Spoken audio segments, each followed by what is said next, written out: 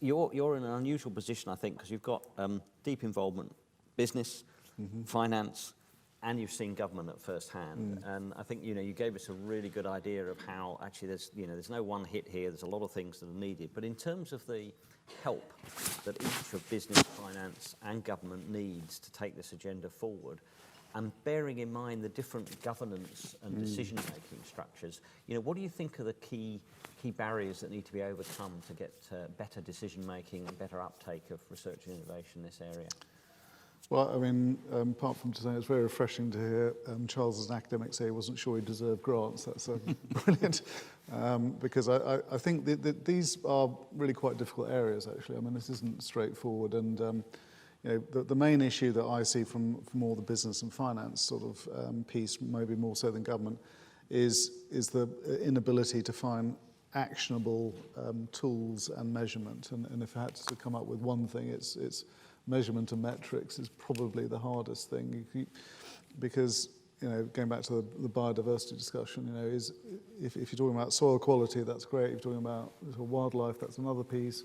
And there's a real challenge with some of the more esoteric versions of natural capital, as you mentioned. So to my mind, coming up with something where, frankly, the perfect is not the enemy of the good is really important. So a set of frameworks that say, look, we know we're making measurements and approximations, but this is actually actionable, whereas something might be technically interesting but completely useless. And I think trying to find that right balance, because you have to start with fundamental research, and I appreciate that, and I'm at the very sort of tail end of that process, but the bridging bit for me is the bit in the middle, which starts to say, can business start to take some leading edge ideas and then work through them with some technical metrics and frameworks which we can at least validate. Brilliant. Alastair, you've set out a challenging programme. We've got, environment, fisheries, agricultural bills going through. We have a 25-year plan, all the rest of it. What's clear is we're facing a once-in-a-generation change in, I think, our natural assets and the landscape in which they sit. How important is good science and knowledge to underpin that change? It's absolutely essential. So within government, we have this concept called the policy cycle, where you're meant to start at the beginning with assessing what the issues are, and then identifying opportunities and options, and then appraising them, monitoring and evaluating. And at each of those stages is absolutely essential to have the evidence, because without the evidence, well, you don't know what the issues are to start off with, and you literally are flying blind. There are other aspects that go into policy making around the legal aspects and so forth, but the economics, the science, the social science are critical. And when we do this analysis, we then get it scrutinized by the Treasury or by the Regulatory Policy Committee or a variety of individuals to make sure that we have done as best a job as we can given what we have. And so we can use both quantitative and qualitative evidence. We are allowed to use words, not just numbers. And that allows us to present a narrative which is compelling enough to say, yes, there is a case here, this is the best way of doing it. Because otherwise, we are wasting people's time, we are wasting people's money, and the situation just gets worse. So it's absolutely critical. Brilliant. Charles, you already had a bit of a pop, I think, at the importance of breaking down silos, and that we've made some progress. We need to make more. What I'd like you to just sort of say a little bit more about is how important is coordination and coherence in developing these sort of research and innovation areas going forward? So I do think breaking down the silos is important. The question is, how do you do it? And I think there's some good evidence about how not to do it. And I remember one of the European Community Framework programs, which probably about 15 years back, which mandated a social scientist on every single program. And so some poor bloody social scientist was put onto a program. It probably did more to harm the value of social science to natural science researchers than anything else. So, and I'm someone who's passionate about the importance of social science. So the way I think it is best to do it is that when research is commissioned, then it's commissioned in a very clear way that the best proposals to address it are interdisciplinary. And so I think that's the action point on the research councils or the government.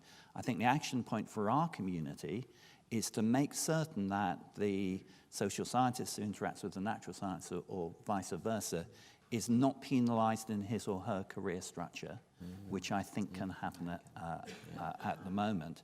And to take a pop at Alastair's profession, I mean, it is daft that in the incentive structure of academic economics is that you have to publish highly mathematical papers in 4 or 5 journals. So most of the economists I interact with in Oxford aren't in the economics department. That's a good bit of insight, yeah.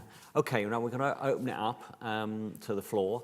What I'll do, I think, is probably take sort of two or three at a go. We've got roving mics. If you can introduce yourself and your affiliation before making your question, that would be really helpful. Yeah, hi, Chris Dodwell from Impacts Asset Management. So I started working in government 20 years ago, and the first policy I worked on was the UK emissions trading system. And it's taken us 20 years to get to a point where you've actually got a carbon price that is really going to bite, and you have companies and funds that are investing on the back of that. We don't have another 20 years, and as Sir Ian was saying, actually, you know, pricing a ton of carbon's the easy piece.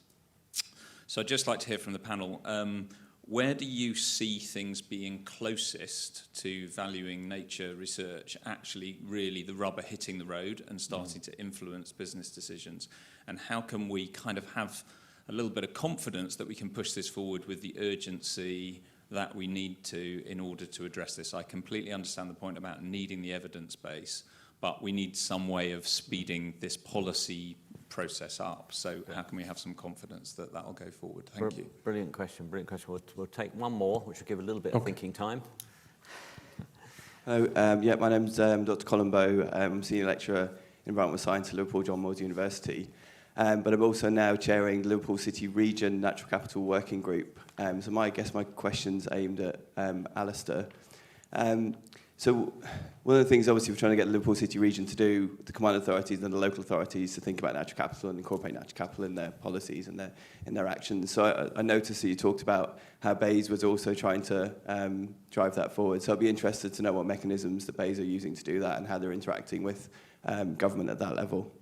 Okay, excellent. Let's just take those two. So one, I think, for anyone to pick up Chris's point, it's taken us 20 years to get a really decent market running. How do we speed it up? Yeah, I mean, I absolutely share that sort of view about timing. I think, though, the way into this is a slightly more granular levels of impact. So rather than trying to sort of have some complete ocean boiling exercise up here, trying to get in at practical levels. So, you know, the abolition of CAP is a classic example where we could actually potentially have more change in agriculture as a result of this shift than we've been able to do for 25 years. So let's take agriculture and try and land that set of changes. Let's take the importing deforestation opportunity and say we can actually stop that and start to plant a series of on-the-ground actions rather than try and wait for perfection to arrive. And I think that it's about empowering enough people in enough different places, and I would include the finance sector in that one. You know, I'd love to be able to lend, again, maybe to a farmer on the basis of their improving the natural capital of their farm, rather than at the moment the value of their agricultural property, which is what is the metric we're using. So I think there's a series of on-the-ground actions in different places, and I know Defra's got a huge waterfront to cover, but I think actually now is the time to sort of say, well, okay, let's show up in this area. And actually the point on Liverpool I would take is I think there's a really interesting opportunity at that sort of not sort of parish council, not national government. There's a sort of landscape, super-landscape set of opportunities, which I think now people are looking to work out how they have an impact there, and I think there's a real lever there to pick up on. Do you want to, just since you raised it, though, Alastair, just talk to the Liverpool point as well? Yes, BATE has been leading on working with these local enterprise partnerships, which vary in size, but are usually made up of several local authorities. And we have been working with them, along with other government departments, to make sure that the evidence that they are using to develop their own strategies, the local industrial strategies, is coherent, makes sense, and that what they're planning to do is based on reality rather than everybody's going to be a biotech centre for the globe. But I mean, from my perspective, things haven't been that great. The Oxfordshire Local Enterprise Partnership, about 5 years ago, produced a fantastic publication connecting the importance of natural capital with the economy. And I thought that they've got it. But quite often it's the environment is dismissed as either being the 99th page of a 100-page document, which consists of only one paragraph with the phrases of agriculture and tourism and nothing else. So sometimes we will develop our economy despite the environment, which I find quite disheartening. So there's a lot of work to be done. And I think that when it comes to changing attitudes and ultimately behaviours, it is unfortunately a long-term process. It's not something that can be done in a few years. It can take a generation or two, which obviously we don't have, but hence perhaps that's where the regulation might need to come in. Excellent. Does Charles, Guy, want to say anything on the first? I would just follow on from what Ian was saying, that I too am really excited by the opportunity to do things different with agriculture and the rural economy in this country. But there are some really, really big challenges out there. If you look at what the government has said about moving towards public money for public good, there is not a consensus out there on what a public good is. Now, if you talk to an economist, there's a very strict definition of what a public good is, but that's not the sort of consensus out there in political economy, where it overlaps with merit goods, which is an interesting concept, but frankly, it also overlaps with private goods, so some parts of the industry reinterpret. I think Theresa May was tricked into a Prime Minister's question time, saying that food was a public good. So I think there's some real challenges there. And just going back to the point about political economy, I see it could go two ways. There is a once in a lifetime, once in a generation opportunity to have a real consensus between the agricultural industry and people interested in the environment. Because at the moment, we put £3.2 billion a year into the rural economy through CAP. So there is money that can be reallocated, even if Treasury takes some of it back. But I worry deeply about diverging narratives at the moment. If we don't get the politics right, if we don't get the narratives right, we could fail. Really important. Guy, do you want to just... Yeah, just briefly, I think, I mean, to answer the first question, the Ecosystem Markets Task Force a few years ago did put out quite a number of opportunities where we could get moving on various new markets that could benefit nature. And one of those that is now on the cusp of being realised is mandatory net gain around housing and other larger scale developments. And the estimate that came forward from the Ecosystem Markets Task Force at the time was that could return around 500 million a year into nature in England alone. Which is the scale of agri-environment payments under the cap. So that would be a very significant new way of energising a market to put resource into nature. So I think, as Ian says, it's granular. You can pick up, that would address the construction industry, development industry, infrastructure development, But there are other areas that have been mentioned here where we can pick up agriculture and so on. Okay, let's take 3 more. At the back first. There you come. Hello, it's Bruce Howard from the UK-wide Ecosystems Knowledge Network. A question that hopefully will take us to the kind of nub of today, where that many parts of business have their own research and innovation capabilities. I'd just like to ask the panel how we can harness that capability already in the private sector with publicly funded research. Can you bring us down to where the publicly funded research, what it can do that the private sector can't do on its own? Thank you. Okay, and then here. Andrew Ross from Global Garden. It's a question for Alastair, if I may. You mentioned the HM Treasury Green Finance strategy, and we're heading for COP26, but the UK is below 20th in the world ranking for issuing green bonds. How do you see HM Treasury addressing this, and are we going to issue a sovereign green bond at COP26 to do what France did with a 20 billion euro bond 5 years ago? Okay, and I think we've got one more there as well. Yeah, okay, and we'll try and bring to the front. Thank you. Next. I'm Axel Rosberg from Queen Mary University of London. And what we do is we model ecosystems because we want to manipulate them and then make better ecosystems. And it boils down to ecological engineering. And I want to ask you all this question. Does this make you find kind of scared if you want to engineer ecosystems, or you think it's the greatest thing on Earth? Or should we leave things as they are and play out naturally because we don't understand them? Okay, brilliant. Okay, right, we'll let everyone talk to any or all of these. So we've got Bruce asking about the what it is that the public sector can do that the private sector can't, and how to bring those things going together.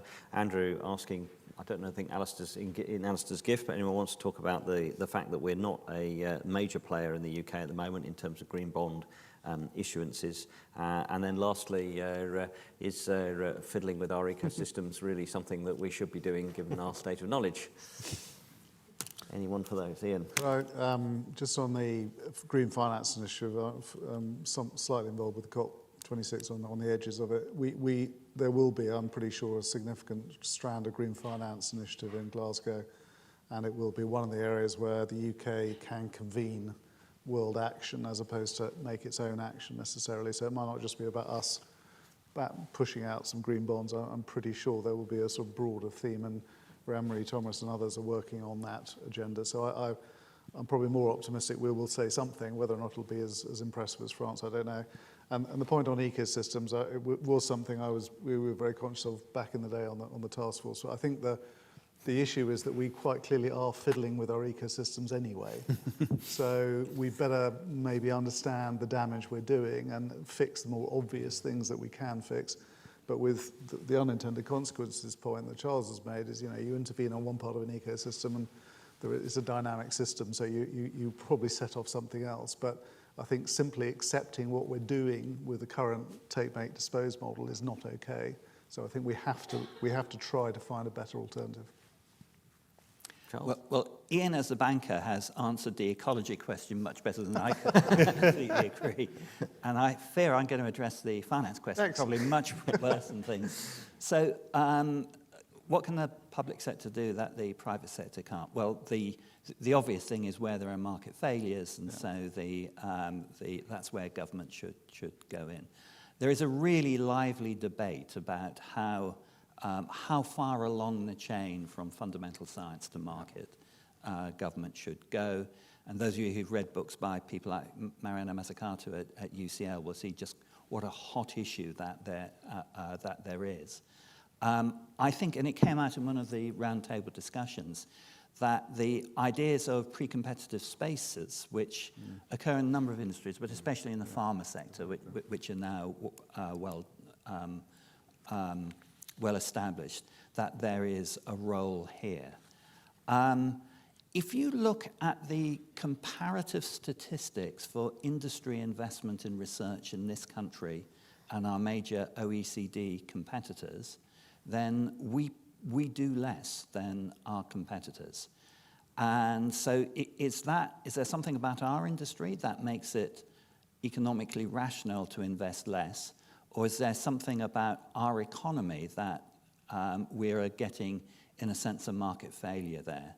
And certainly some of my colleagues in the business school at my university would argue that the structure of our economy, with the heavy dominance of finance, the Anglo-American model of finance rather than the continental European, may actually be undermining the amount of research that industry puts in. And if we are to meet it's 2.4%, Duncan, isn't it? The 2.4% target that the government has for GDP going into research,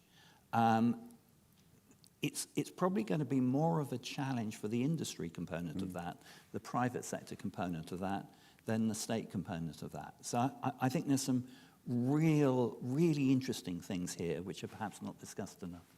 That's great. Okay.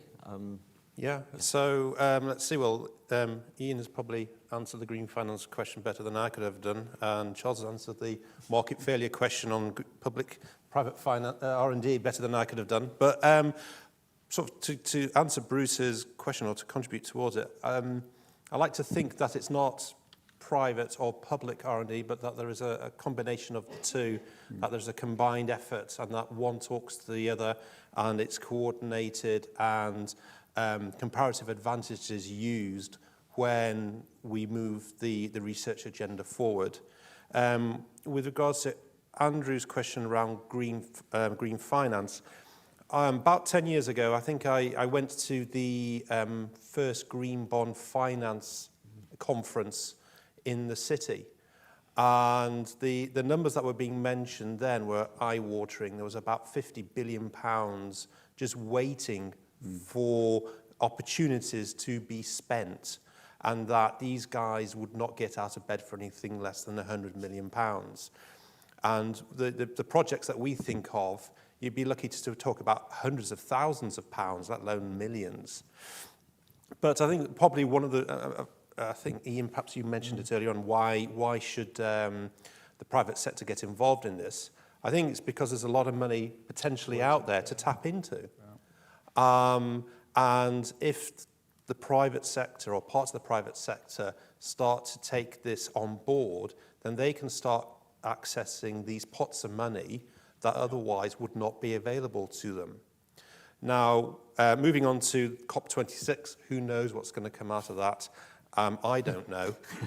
I think Ian's probably got an inside line. But we'll have to wait and see, and hopefully something good will come and address your concern. I don't know. Okay, we've got a couple at the front here. If we could take those. Yep. Just first one. Can we try? I haven't quite got to the rest. That's fine. No, there, and then these two here. Go ahead, sir. Go on, John. John Gossage, NRW. It was said that business has had double-entry bookkeeping for 500 years and only just got natural capital accounting. I'd ask, within that, would a business base its strategy on what's coming out of its accounts department? So accounting is very good for disambiguating data, giving you the data on which to produce a strategy. The Romeo cycle that Alastair talked about is a good model for anybody producing a strategy. It's a good model for a business making its strategy. And I wanted to ask Alastair, when he alluded on his slides and did mention the circular economy, and I just wanted to ask within that, because I came to the event on the 12th and I was very struck by the difference between somebody from Thames Water, for whom valuing nature was part of his day job, and he wanted something to take off the shelf because it was only part of his day job, and somebody from Unilever who had 12 scientists working for her, who was dealing with global supply chains, whose conceptual lens wasn't even an ecosystem services approach, so needed a bit of persuasion about whether it should be an ecosystem services approach, and for whom the granularity of data was very different. And it's very difficult to come across a one size fits all for somebody for whom valuing nature is part of their day job and they need to get on with other things, and somebody who's looking at global supply chains. And that brings up another issue related to the circular economy, is how far do we take these supply chains back? If we look, the International Resources Panel makes very clear, if we look on a production basis, for instance, you can see a very steeply declining trend in greenhouse gas emissions for this country. If you look on a consumption basis, it's very, very much flatter. We have a lot of ghost acres. We import a lot of our embedded raw materials. We import a lot of our embedded greenhouse gas emissions. Okay, John, yeah. Try and keep the questions short so we can get them in. I wanted to address the issue of public goods, public money for public good, and you mentioned data as one of those, and obviously a lot of data is obtained from public money. Now, there's a very asymmetric relationship between data, money, and the private sector. So the publicly obtained data is all available to the private sector, but vice versa is not necessarily the case. And some of that, we need as much data as we can get. We need to have informed and integrated data sets for decisions. So I want to ask, really, I suppose, you about how do we encourage industry to release data back, which might be very, very expensive to obtain and almost impossible, possibly, for the public sector. So we want our data back, not our data, but all of the underpinning stuff was publicly funded. But, for example, the North Sea oil industry. Okay, and take a third. Thank you. Catherine Monk, Natural Resources Wales. You've obviously emphasised that business wants a level playing field, and we know that, and it's great if we're going to work more closely towards that. And we want coherent regulation. We want national database accesses. So my question is, are you confident that the 4 countries in the UK are working together complementarily or closely enough to allow business the access it needs consistently and to avoid regional prejudice? And I particularly sort of refer to a lot of the presentations today where we inevitably say UK or Britain or England, and the regulation, the 25-year plan, which is fantastic, is for England. We obviously have very similar developments in the other countries, but we do need to recognise that and avoid any unnecessary barriers for business and for the practitioners. Okay, to give us a chance to get an answer, thank you. Yeah, so we've got the issue of the circular economy, we've got the issue of asymmetric access to data, and we've got a really well put point there about the fact that environment is indeed a devolved area, so how are we going to get cohesion? Right, last chance to say something down the panel. I'll start with Charles, come towards me, and then finish up with Guy if he's got anything to say. 2 very brief points. One in response to Catherine at the end. I think Wales is doing some really interesting things, and I think this goes back to your point, Ian, on coordination, that we can learn from each other. The point on data, I think, is really interesting. And, well, I've been to Ian's comments. I've had discussion at CEO level about private sector companies releasing data. And the chief executive being really enthusiastic about it, say, yes, we must do this. And then it gets lost as it goes down. And actually real concerns at the legal department, and if this data comes out, will it be traduced by an aggressive NGO? You're probably going to be traduced anyway, so at least be traduced from the high moral, on the high moral ground. So I think there's some real technical issues in just enabling it along the way. But I think private sector holds on to more data than actually would be beneficial both for them and their sector. Brilliant. Alastair. To answer John's question about the circular economy, when I read the strategy, I was absolutely amazed by the potential of what could be done when it comes to reusing items within the economy rather than just throwing them away. I thought that it was potentially a big game changer. If we could get that sorted out, that would be fantastic. It would have positive benefits upon natural capital in the sense that you wouldn't need to have so much energy going into the extraction industry, but rather you would just keep reusing the items as much as you could possibly do that. So there was a sort of feedback towards natural capital that way. I mean, you also talked about Thames Water and Unilever. I suppose if you have the finance, then you can afford to have 12 scientists dedicated to a particular subject matter. But one of the case studies that we came across, I think, was Anglia Water. Rather than building a brand new treatment plant, they, at Inglethorpe, developed a 4-riverbed system to filter water as a nature-based solution. And I think that's a fantastic example. And I think by having those examples and more of them, we can hopefully level that playing field a bit by showing that what can be done to people who do not necessarily have the resources to explore it for themselves. So very quickly, natural capital, having been involved from start with the Ellen's Foundation, it became very clear when we talked about it in the business world that you have a general toolkit, but actually the landing of it is so different in different business models that what you want to do is train people. And the analogy I'd use about double entry bookkeeping is actually we make decisions in business on cash flow, net present value of future cash flows. The NPV analysis is we need the equivalent of a natural capital analysis that we can slot into what we know about the financials, but we're missing the other parts of the decision. And some of that is done by verbal sort of intuition at the moment, and the more precision we could apply to that, the easier it is to convince CFOs that this balances the NPV argument. So natural capital has to show up in each business in its own way and with differing levels, and it'll be very different area by area. That also applies, I think, to the data. I mean, I think a lot of businesses don't really think that they have data that will be of interest, to be perfectly honest. I mean, I think the way to do that is to sanitize it, to take out the risk point through some form of industry body. So if I was being asked from the banking point of view, I'd say, look, go to UK Finance, put a group together, what data do you want, what's useful, and how do we bring that together in an industry and anonymized way, which gives you the value of the data, but without creating the personal or firm exposure. And I think one of the things I would say is a lot of public data is also not gathered. There's a very interesting flow. We try to track all the subsidies, not just the so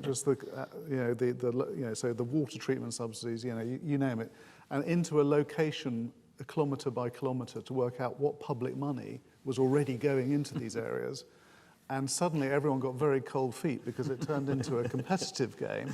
But hold on, Fred here is getting far more money. I didn't realise they were getting all this. And so we have to, I think, put the public and the private data together and be brave enough to talk about it. And the final point on the regional area, I completely agree. I think actually Wales and Scotland are doing some really interesting things. The land use framework in Scotland is a great example of pioneering with some real challenges.